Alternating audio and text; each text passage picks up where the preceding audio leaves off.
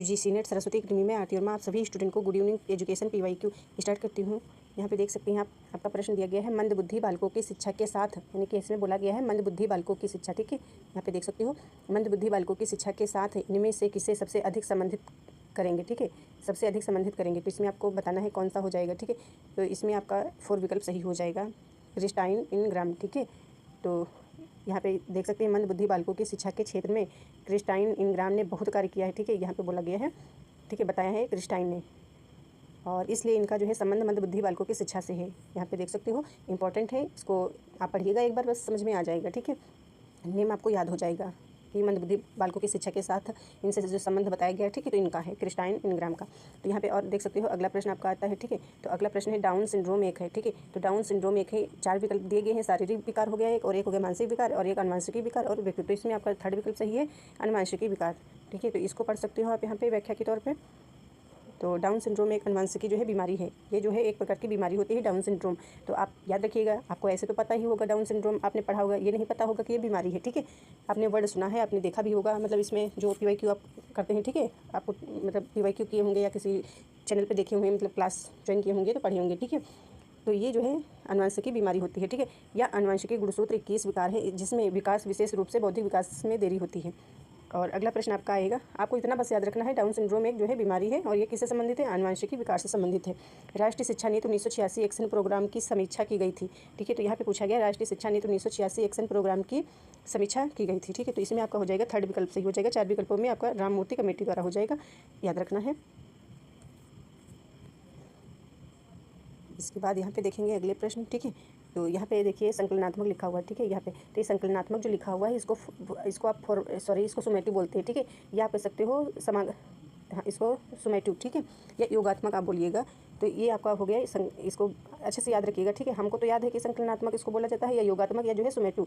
ठीक है, और ये जो लिखा हुआ है उपबोधन। ठीक है, तो ये उपबोधन क्या होता है, तो इसको आपको याद होना चाहिए। उपबोधन मतलब काउंसलिंग होता है। ठीक है, किस निम्नलिखित में से कौन सा कथन सही है, इसमें बोला कि कौन सा कथन सही है, तो इसमें आपका 3rd विकल्प सही हो जाएगा, परिस्थिति। ठीक है, यानी कि परिस्थिति संदर्भ के अनुसार उपबोधक एवं सेवार्थी भूमिका में हेरफेर संभव है। ठीक है, इसमें ये हो जाएगा।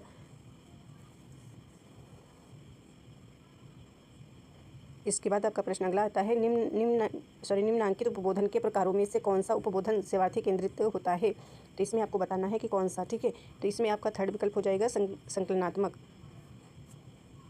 तो यहाँ पे आप देख सकते हो उपबोधन के प्रकारों में कौन सा उपबोधन सेवार्थी केंद्रित होता है, सेवार्थी केंद्रित पूछा गया है। ठीक है, और ये जो उपबोधन लिखा हुआ है काउंसलिंग, तो ये काउंसलिंग यानी कि परामर्श कह सकते हो। तो ये कितने प्रकार के होते हैं आप जानते हो, हमने आपको पढ़ा रखा था। एक निर्देशात्मक होता है, एक निर्देशात्मक होता है। ठीक है, निर्देशात्मक और अनिर्देशात्मक। ठीक है, और एक आपका होता है समन्वय, और एक कोई प्रकार का होता है वो नहीं याद आ रहा है। ठीक है, तो जिसे एक विलियमसन ने दिया था जो निर्देशात्मक होता है उपबोधन काउंसलिंग। ठीक है, परामर्श, और जो अनिर्देशात्मक होता है उसको जो है कार्ल रोजर्स ने दिया था, और एक जो है उसको जो है थॉर्न ने दिया था। ठीक है, FC थॉर्न ने दिया था, एक नहीं याद आ रहा है। ठीक है, और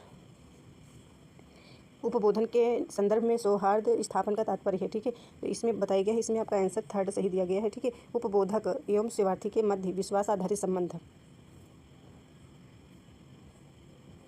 इसके बाद आपका प्रश्न आएगा अगला, एक अच्छे शोध उपकरण की पहचान किस आधार पर होती है। ठीक है, एक अच्छे शोध आपने पढ़ा ही है। ठीक है, आप जानते ही हैं, उपकरण भी आप जानते हैं। ठीक है, जो आपके पढ़ाई लिखाई में जो सामग्री होती है, ठीक है, जो यूज होती है या जो टीचर पढ़ाते हैं, ठीक है, जैसे कि ऑनलाइन पढ़ाते हैं, कंप्यूटर से पढ़ाते हैं, इस प्रकार से। ठीक है, उपकरण। तो यहाँ पे देखेंगे प्रमाणिकता के साथ युक्त वैधता सूचांक, आपका जो है 3rd विकल्प सही है।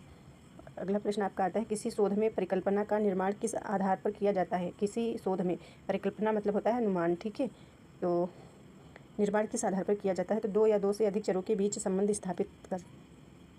और डिटेल में पढ़ने के लिए आप थ्योरी क्लासेस में पढ़ सकते हो, अच्छे से उसमें हमने पढ़ाया है। ठीक है, सीक्वेंस में पढ़ाया है, ऐसा नहीं है कि एक यहाँ से पढ़ा दिए एक वहाँ से, बिल्कुल सीक्वेंस में हमने पढ़ा रखा है, अच्छे से समझ में आएगा, आप पढ़ लीजिएगा।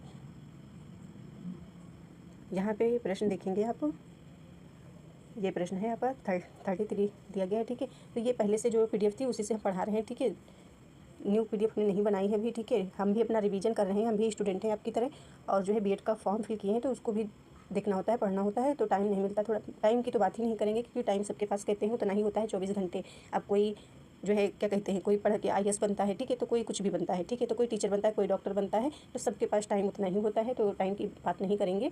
ठीक है। तो यहाँ पे मध्यचरता के परिकलन में निम्न में से कौन सी प्रक्रिया अपनाई जाती है।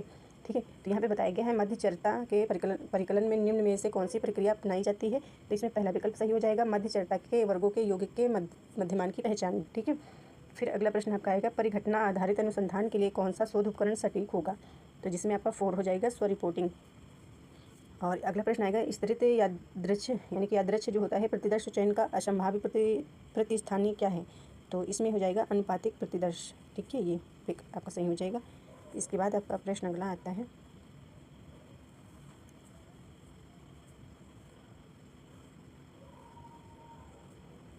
यहाँ पर बात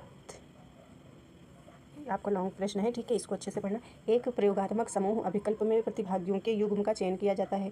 एक प्रयोगात्मक समूह अभिकल्प में यानी कि यहाँ से समूह, ठीक है, अभिकल्प में प्रतिभागियों के युग्म का चयन किया जाता है जो विचाराधीन निराश्रित चर के रूप में एक समान होते हैं। उसके बाद प्रत्येक युग्म को यादृच्छिक रूप से नियंत्रित या प्रयोगात्मक समूह दिए जाते हैं। यह निम्नलिखित में से किस प्रयोगात्मक अभिकल्प प्रकार से संबंधित है। जिसमें 4 विकल्प आपका सही होगा, सुमेलित